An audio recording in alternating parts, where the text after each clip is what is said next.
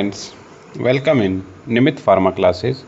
तो स्टूडेंट्स, आपके लिए एक और पुराना पेपर लेके आए हैं आज हम। ठीक है, निमित फार्मा क्लासेस आपके लिए फिर से एक नया पेपर लेके आई है। तो फर्स्ट क्वेश्चन है, फार्मेसी का जनक किसे कहा गया है, यानी कि who is now as the father of pharmacy. तो फादर ऑफ फार्मेसी बताना स्टूडेंट्स आपको। तो फादर ऑफ फार्मेसी कौन है? फर्स्ट ऑप्शन दिया है विलियम प्रॉक्टर। विलियम प्रॉक्टर कौन है आपका? इसको फादर ऑफ अमेरिकन फार्मेसी बोला गया है और फादर ऑफ मॉडर्न फार्मेसी भी बोला गया है इनको। ठीक है, गैलन जो ऑप्शन नंबर बी है गैलन, तो ये एंशियंट जो पुरानी थी अपनी उसका फादर बोला गया है ना। ठीक है, एंशियंट फार्मेसी हिपोक्रेट्स और आपका एमिन। तो ऑप्शन नंबर एक आपका ठीक हो जाएगा। अगर आपसे एंशियंट फार्मेसी का पूछता तो आप ऑप्शन नंबर बी कर देते। ठीक है, मॉडर्न फार्मेसी मतलब नहीं, ऑप्शन में नहीं दिया हुआ कुछ भी, तो आपको ऑप्शन नंबर ए करना है, विलियम प्रॉक्टर। ठीक है स्टूडेंट्स, इस तरह से अपने को करते हुए चलना है। अगला क्वेश्चन आपका question number 2,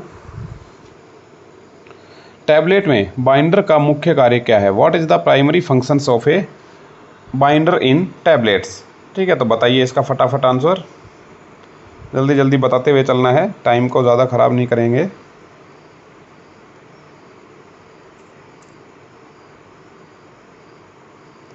okay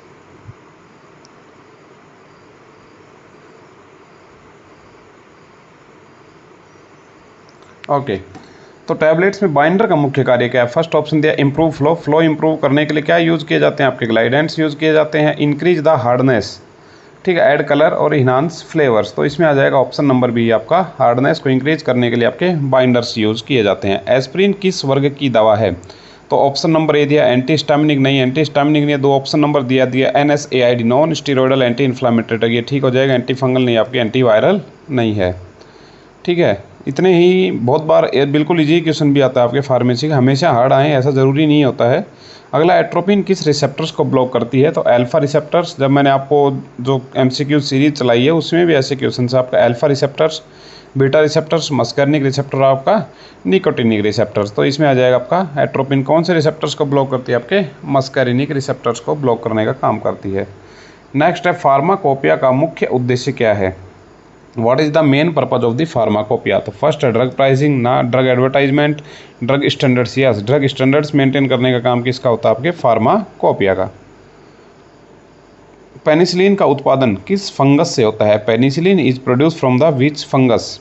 Aspergillus nigers, ना पेनिसिलिन क्रीसोजिनम। कॉमर्शियली यूज पे पेनिसिलिन क्रीसोजिनम यूज़ किया जाता है, और जब नॉर्मल यूज़ के लिए अपने को बिल्कुल थोड़ा बनाना हो पेनिसिलिन, तो पेनिसिलिन नोटेटम का यूज़ किया जाता है आपका इसमें।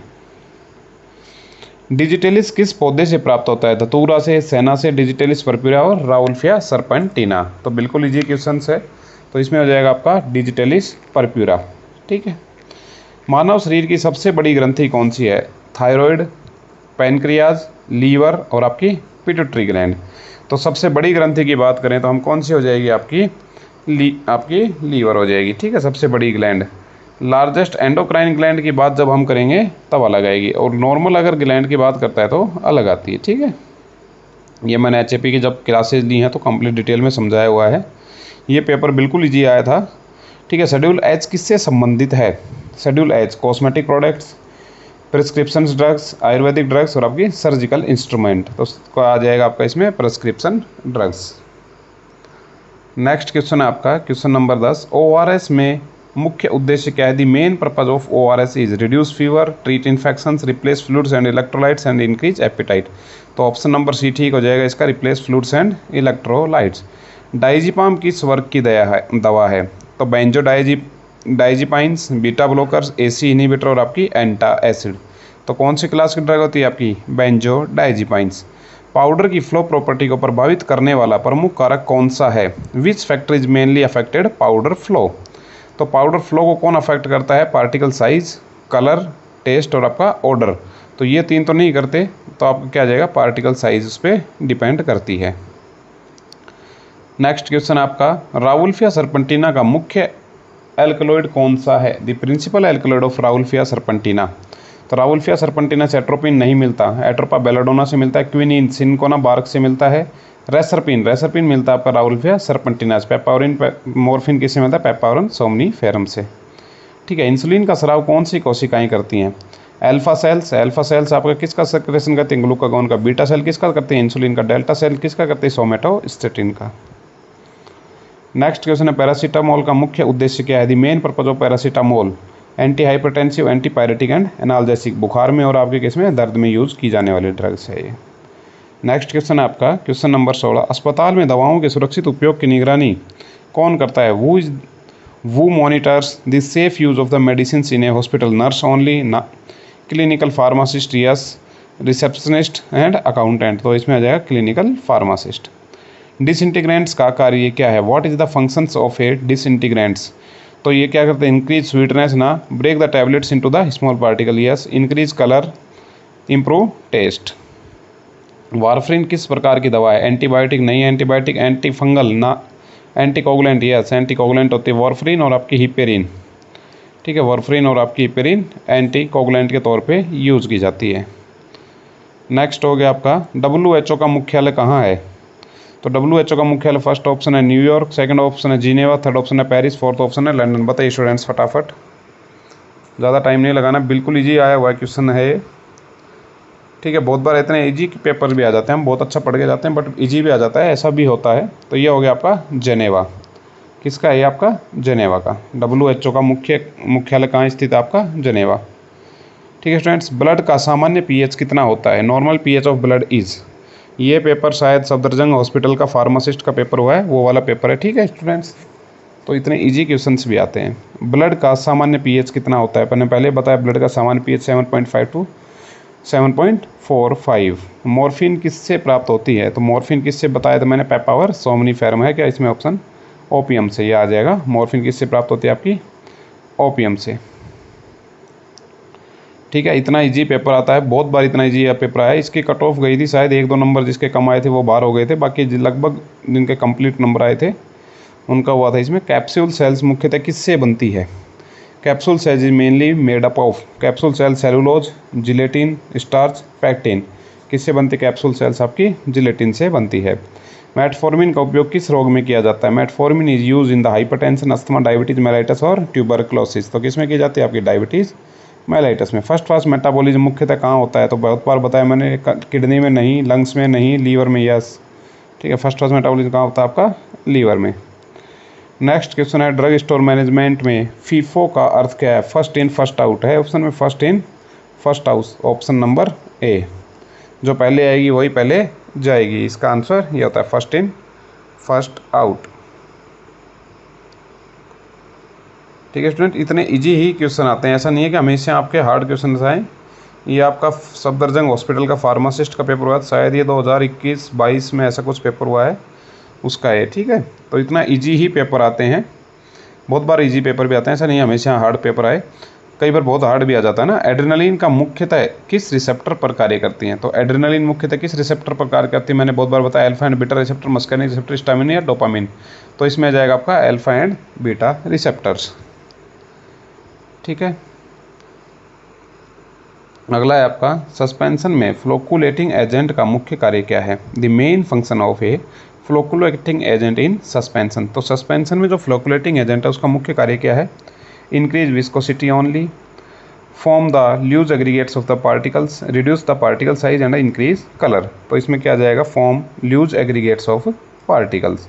ठीक है, सस्पेंशन में फ्लोक्स का फॉर्मेशन कौन करवाता है आपका, फ्लोकुलेटिंग एजेंट करवाता है। ठीक है, विटामिन सी की कमी से कौन सा रोग होता है, रिकेट्सिया, बेरीबेरी, स्कर्वी और आपका प्लेग्रा। तो कौन सा होता है आपका, विटामिन सी से स्कर्वी रोग होता है। डिजॉक्सिन मुख्यतः किस रोग में उपयोग की जाती है, heart failure, peptic ulcer, tuberculosis, malaria. तो किस में यूज़ की जाती है आपकी, हार्ट फेलियर में। ठीक है, सिनकोना से प्राप्त प्रमुख एल्कलॉइड कौन सा है, the principles alkaloid obtained from the cinchona is.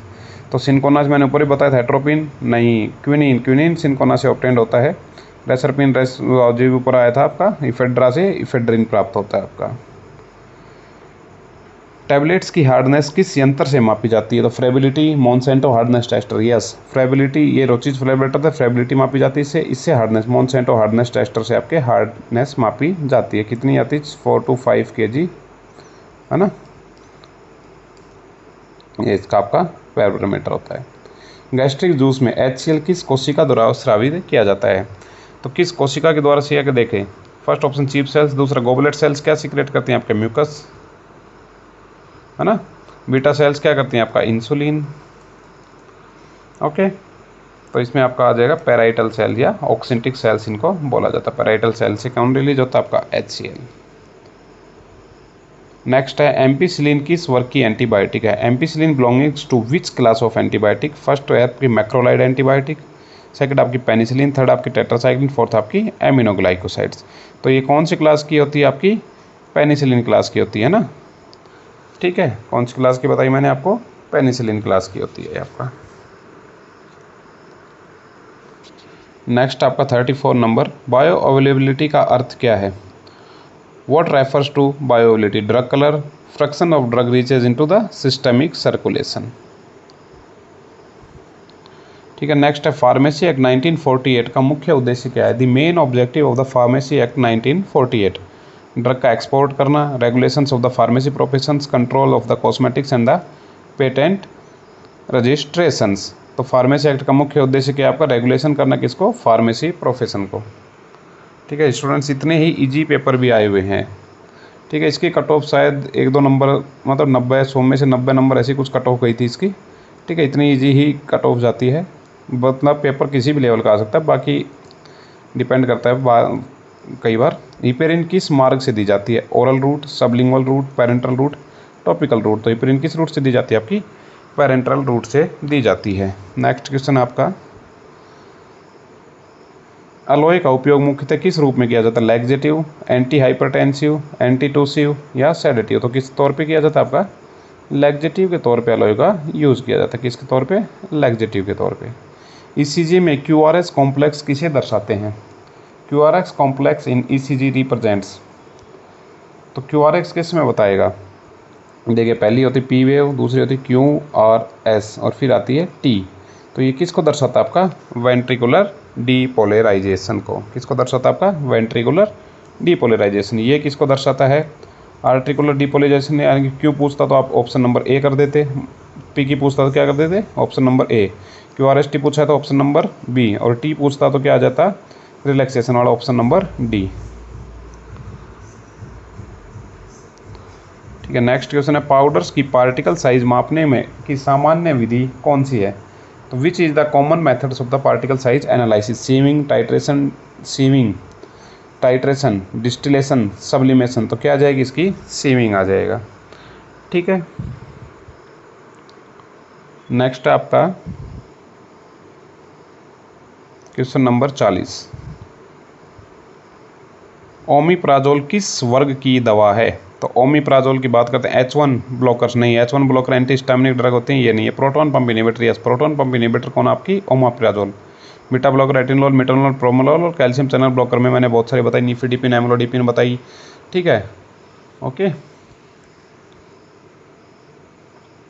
डिल्टाजैम, और ये बहुत सारी दवाइयाँ बता रखी हैं आपको। हॉस्पिटल फॉर्मुलरी का मुख्य उद्देश्य क्या है? The main purpose of A hospital formulary is. तो हॉस्पिटल फॉर्मुलरी का क्या मकसद है? Increase drug price, list approved medicine from for hospitals use, promote advertisement, record patient income. ठीक है, तो हॉस्पिटल फॉर्मुलरी का क्या मतलब हो गया कि आपका क्या करती है? List approve medicine for hospital use.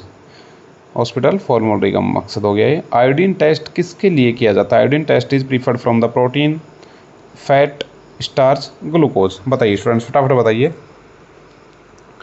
तो किसके लिए किया जाता है आपका आयोडीन टेस्ट? स्टार्च के लिए लगाया जाता है। अगला है आपका, फ्यूरोसमाइड किस प्रकार की दवा है? फ्यूरोसमाइड इज डायूरेटिक, एंटीबायोटिक, एंटा एसिड और एंटीवायरल। तो किस प्रकार की दवा आपकी? डायूरेटिक टाइप की दवा है। बेलाडोना में प्रमुख एल्कलॉइड कौन सा है? The principles alkaloid of the belladonna is. तो एट्रोपा बेलाडोना में कौन सा आपका? Quinine, atropine. तो कौन सा होता है बेलाडोना में? एट्रोपिन। ठीक है, एट्रोपा बेलाडोना। पहले बताया क्विनीन कौन सी होती है? सिनकोनाबार्ग। ये किस रेसरपिन जो ऊपर आया था।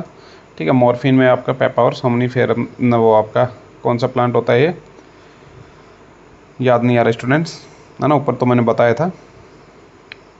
ठीक है, अगला है ड्रग एंड कॉस्मेटिक एक्ट 1940 मुख्यतः किससे संबंधित है? तो ड्रग एंड कॉस्मेटिक एक्ट मुख्यतः किससे संबंधित है? Quality, manufacture and sale of drugs, hospital constructions, medical education, nursing service. तो किससे है? Quality, manufacture and sales of drugs. Next आपका ह्यूमन बॉडी का सबसे बड़ा अंग कौन सा है? The largest organ of the human body, liver, brain, skin, kidney. बताइए स्टूडेंट्स फटाफट, एकदम सही आंसर बताना है। तो सबसे बड़ा ऑर्गन कौन सा आपका? स्किन सबसे बड़ा लार्जेस्ट ऑर्गन होता है आपकी बॉडी का, स्किन। ठीक है। नाइट्रोग्लिसरीन मुख्यतः किस रोग में उपयुक्त की जाती है? Nitroglycerine is mainly use in angina pectoris, diabetes mellitus, epilepsy और अस्थमा। अस्थमा में नहीं की जाती है, एपिलेप्सी में नहीं की जाती, डायबिटीज में नहीं की जाती। किस में की जाती है? आपकी एंजाइना पेक्टोरिस में यूज की जाती है। लैमिनार एयर फ्लो कैबिनेट्स का उपयोग किसके लिए किया जाता है? लैमिनार एयर फ्लो कैबिनेट्स का उपयोग क्या किया जाता है? स्टेराइल कंपाउंड्स के लिए, टैबलेट कोटिंग के लिए, ड्राइंग ग्रेनुलेस के लिए, कैप्सूल फिलिंग के लिए। किसके लिए किया जाता है? आपका स्टेराइल कंपाउंडिंग के लिए किया जाता है इनका यूज़। ठीक है। फीफो का पूर्ण रूप क्या है? First in first out.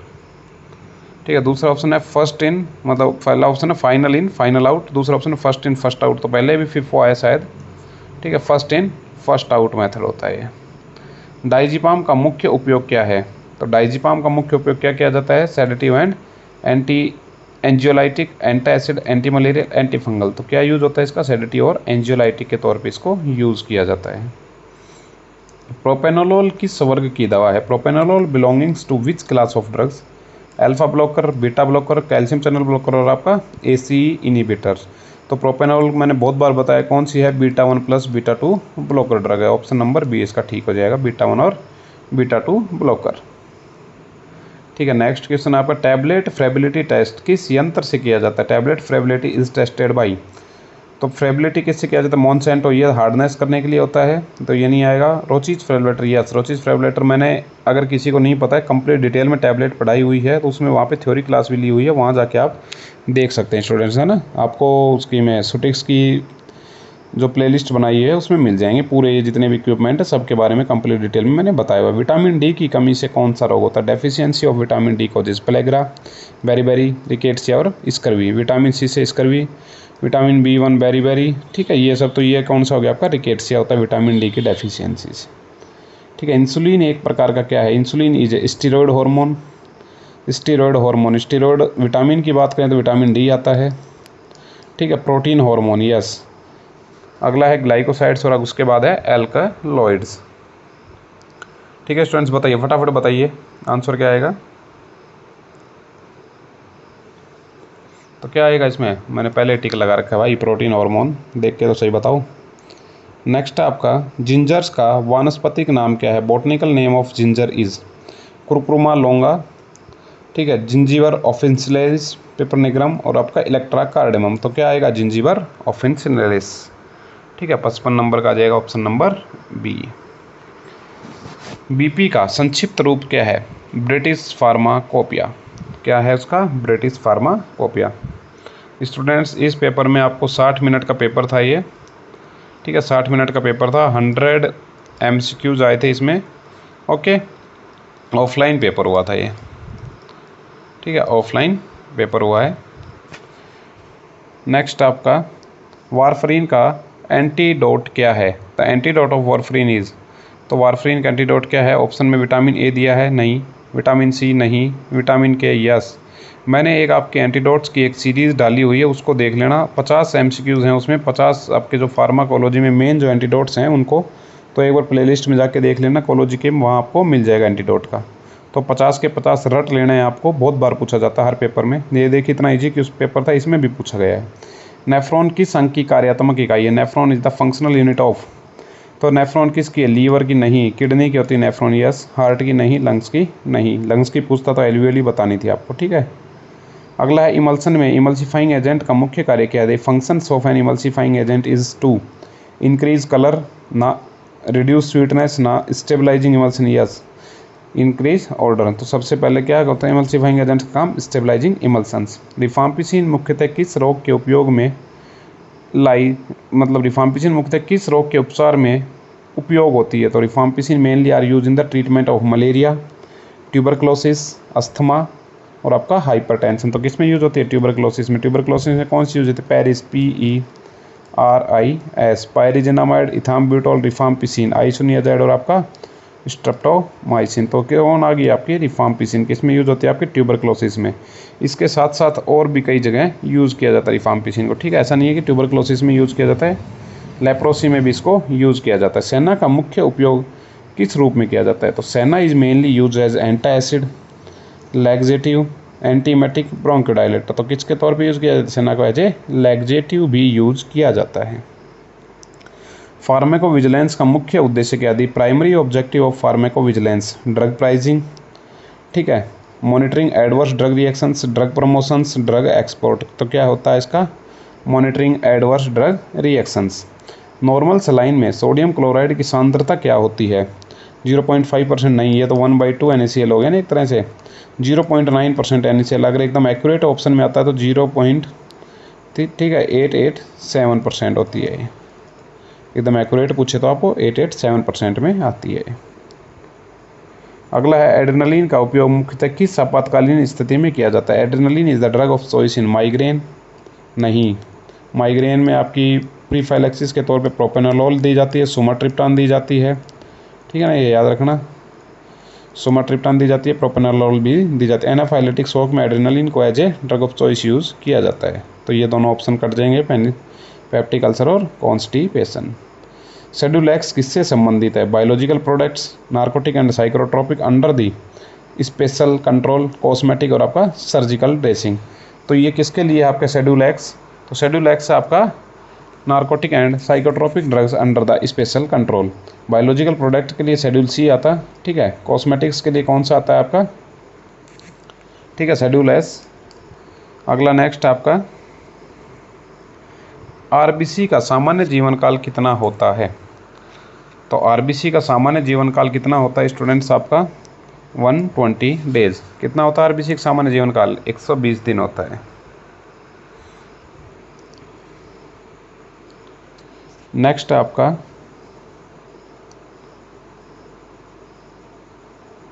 एक क्वेश्चन छूट गया बीच में, मॉर्फिन किस प्रकार की दवा, opioid analgesic, NSAID, non steroidal, anti inflammatory, antibiotic, आपका एंटीहिस्टामिनिक। कौन सी ड्रग आपकी, ओपोइड एनाल्जेसिक्स, ठीक है। क्वेश्चंस को हमें अच्छे से देखना है। इसी पेपर में इसलिए गड़बड़ हुई थी क्योंकि टाइम था इसमें 60 मिनट, ठीक है, टाइम था कितना 60 मिनट, और पेपर में क्वेश्चंस थे 100 MCQs, और इतने इजी MCQs थे, सबको ऐसा लग रहा था कि मेरे 100 के 100 ठीक है, 100 के 100 क्या है, ठीक है। बट इसकी जब कट ऑफ आई तो 90 नंबर तक के लोगों का सिलेक्शन हो गया था, 90 से जिनके ऊपर थे लगभग उनका सबका सिलेक्शन हो गया था। 10-12 ऐसी कुछ सीटें थी, 12 की 14, ठीक है। अगला है सस्पेंशन की स्टेबिलिटी को बढ़ाने के लिए क्या उपयोग किया जाता है। तो सस्पेंशन की स्टेबिलिटी बढ़ाने के लिए, यानी कि to improve the suspension stability which is commonly use, suspending agent, sweetening agent, colouring agent और आपके फ्लेवरिंग एजेंट। तो कौन से एजेंट यूज़ किए जाते हैं, सस्पेंडिंग एजेंट। स्टूडेंट्स मैं आपको फिर बता रहा हूँ, जिस स्टूडेंट को अभी तक इनके सबके एग्जाम्पल्स नहीं पता, वो अपने प्लेलिस्ट में जाना, फार्मास्यूटिक्स के जितने भी क्लासेज हैं उनको देखना, वहाँ से आपके पूरा कॉन्सेप्ट क्लियर हो जाएगा। फार्मासिस्ट का इसी में प्लेलिस्ट बनी हुई है फार्मास्यूटिक्स की, उसमें देखते हुए चलना है। ये नहीं कि हर पेपर इतना ही ईजी आएगा, इतना ईजी भी नहीं आता पेपर आपका, ठीक है। ये एक पेपर आया था, बाकी इसमें टाइम बहुत कम दिया था, 60 मिनट दिया था उन्होंने, ऑफलाइन पेपर था, 100 MCQs आए थे, ठीक है। कट ऑफ भी 90 से ऊपर गई थी इसकी। पेनिसिलिन की खोज किसने की थी, बताइए स्टूडेंट्स फटाफट, पेनिसिलिन की खोज किसने की थी आपका। ओके, लुइस पास्टर ने नहीं की, रॉबर्ट कोच ने नहीं की, इसकी किसने की थी, अलेक्जेंडर फ्लेमिंग ने इसकी खोज की थी। नेक्स्ट क्वेश्चन है आपका, एक्टिवेटेड चारकोल का उपयोग मुख्यतः किस में किया जाता है। Activated charcoal is mainly used in poison, diabetes, hypertension और आपका अस्थमा। तो किस में की जाती है आपकी, पॉइजन्स में, एज ए आपको एंटीडोट के तौर पे इसमें यूज किया जाता है। कार्डियक ग्लाइकोसाइड्स का प्रमुख स्रोत कौन सा है। तो कार्डियक ग्लाइकोसाइड्स का डिजिटलिस परप्यूरा, सेना, अलोए, अलोए को पहले बताया लैक्सेटिव, ये भी लैक्सेटिव हो गया, सिनकोना ऑफेंसिनेलिस ये आपका क्विनीन का हो गया। तो क्या दिया जाता है, डिजिटलिस परप्यूरा, डिजॉक्सिन और डिजिटॉक्सिन, इसके 2 सब्सटेंस दिए जाते हैं। प्रेस्क्रिप्शन में RX का अर्थ क्या है, RX का मतलब रिकॉर्ड, टेक, रिव्यू या रिपीट। तो क्या आ जाता है इसमें, टेक टू, है ना, ऑप्शन नंबर बी आ जाएगा इसका, ठीक है, टेक यू। ये टाइपिंग मिस्टेक, टेक यू करके ऐसा ऑप्शन होता है इसका। मेट्रोनिडाजोल मुख्यतः किसके विरुद्ध प्रभावी है? Metronidazole is primarily effective against the viral infection, anaerobic bacteria and protozoa, fungal infection और मायोकार्डियल या मायोबैक्टीरियल इन्फेक्शन। तो किस में होता है? एनारोबिक बैक्टीरिया एंड प्रोटोजोआ में आपकी कौन सी ड्रग यूज़ की जाती है? आपकी मेट्रोनिडाजोल। यानी किसी को डायरिया जैसी प्रॉब्लम है तो उसमें आप कौन सी ड्रग यूज़ करेंगे?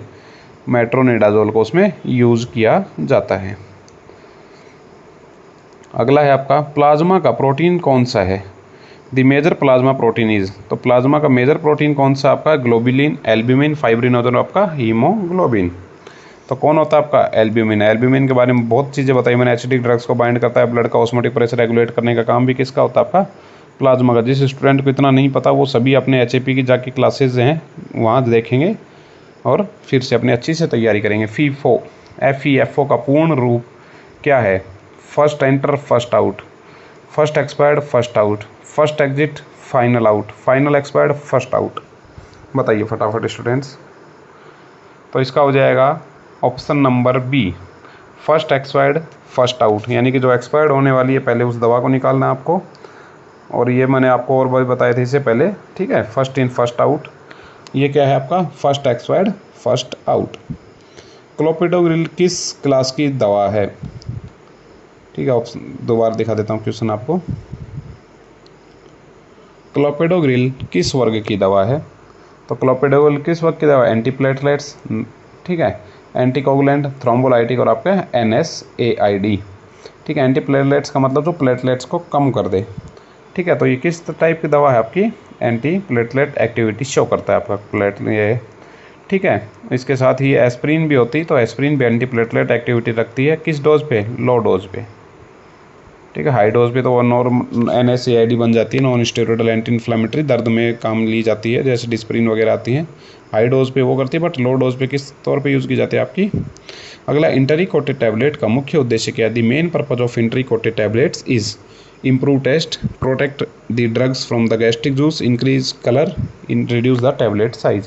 तो इसमें क्या आता है? Protect the drug from gastric acid, ठीक है, protect the drug from gastric acid.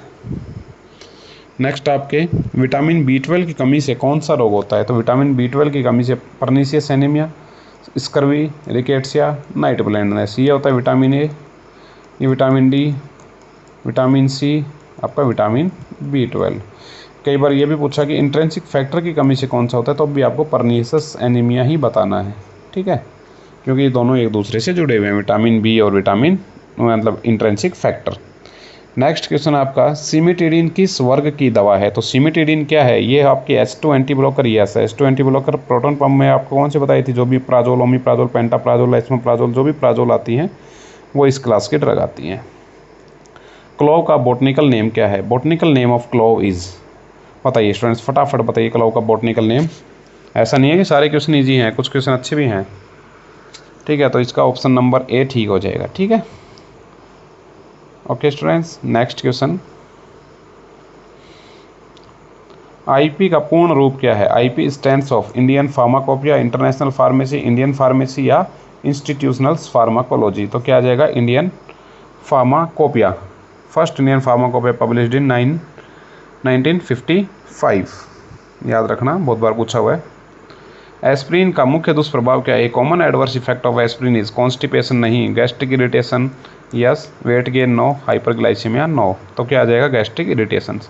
Human body की सबसे बड़ी हड्डी कौन सी है? तो सबसे बड़ी हड्डी कौन सी है आपकी? टीबिया, नहीं, ह्यूमरस, नहीं, फीमर, यस, फिबुला, नहीं। नेक्स्ट है, ऑइंटमेंट बेस का कौन सा प्रकार वाटर वॉशेबल होता है? Which ointment base is water washables? Hydrocarbon base, adsorption base, water soluble base, oleaginous base. बताइए स्टूडेंट्स फटाफट। बिल्कुल ईजी भी नहीं है, कुछ क्वेश्चन थोड़े ठीक हैं, इतने बिल्कुल ईजी पेपर है एक तरह से, 100 में से 100 भी कर सकते हैं स्टूडेंट्स। उस टाइम तो शायद 100 में 100 नहीं आए थे, कुछ लोगों के 2-4 नंबर कम भी आए, 96 या 95 ऐसी टॉपर के थे और 90 तक के लोगों का सिलेक्शन हुआ था। 10 सीटें थी शायद इसमें, है ना, ठीक है। सफदरजंग हॉस्पिटल का पेपर हुआ था 2022-21 में, ऐसा कुछ हुआ था, ठीक है। तो ऑइंटमेंट बेस का कौन सा प्रकार वाटर वॉशेबल होता है? तो इसमें कौन सा होता है आपका? वाटर सोल्यूबल बेस जो होते हैं वो वाटर वॉशेबल होते हैं, वाटर सोल्यूबल बेस की बात कर रहा हूँ मैं, ठीक है स्टूडेंट्स। अगला क्वेश्चन आपका, सिप्रोफ्लोक्सासिन किस वर्ग की एंटीबायोटिक है? तो सिप्रोजोफ्लोक्सासिन है वो किस क्लास की एंटीबायोटिक है, बताइए फटाफट। फर्स्ट ऑप्शन दिया फ्लोरोक्विनोलिन्स, यस। दूसरा पेनिसिलिन, मैक्रोलाइड और सिफेलोस्पोरिन। इसमें अपने को पढ़ने का क्या है, जैसे पेनिसिलिन के आपको पढ़ लेना है, पेनिसिलिन हो गया, पेनिसिलिन जी हो गया, बेंजाइल पेनिसिलिन हो गया ना, इस तरह से याद करते हुए रिवीजन करते हुए चलना है। अमोक्सिसिलिन हो गया ना, अमोक्सिक्लेव हो गया, मैक्रोलाइड, ये सब अपने को याद करते हुए चलने हैं। कई बार स्टूडेंट इतना ईजी भी आ जाता है, बट इसमें टाइम का थोड़ा कम था। और बाकी हाँ एक और बताऊँ, इसमें OMR पे जो पेपर हुआ था, ऑफलाइन हुआ था, OMR पे पेपर हुआ था, तो इस वजह से बस ये 1 घंटे में क्लियर ही हुआ था, क्योंकि OMR भरने में भी टाइम लगा था। इसबगोल किस रूप में उपयोग किया जाता है, तो इसबगोल कहाँ यूज़ किया जाता है, बल्क लैक्सेटिव, एंटासिड, एंटीस्टामिनिक, डाययूरेटिक्स। तो किस में यूज़ किया जाता है, आपका बल्क लैक्सेटिव में इसबगोल को यूज़ किया जाता है। ठीक है, नेक्स्ट है आपका narcotic drugs and psychotropic substance act किस वर्ष में लागू हुआ था। Narcotic and psychotropic substance act किस वर्ष में लागू हुआ था। ठीक है, 1940, 1948, 1985, 1995, बताइए स्टूडेंट्स। ओके, तो narcotic and psychotropic substance act, यहाँ इसमें थोड़ा टाइपिंग मिस्टेक हुआ, ये हुआ था 1986 में आपका। ठीक है, 16 सितंबर 1986।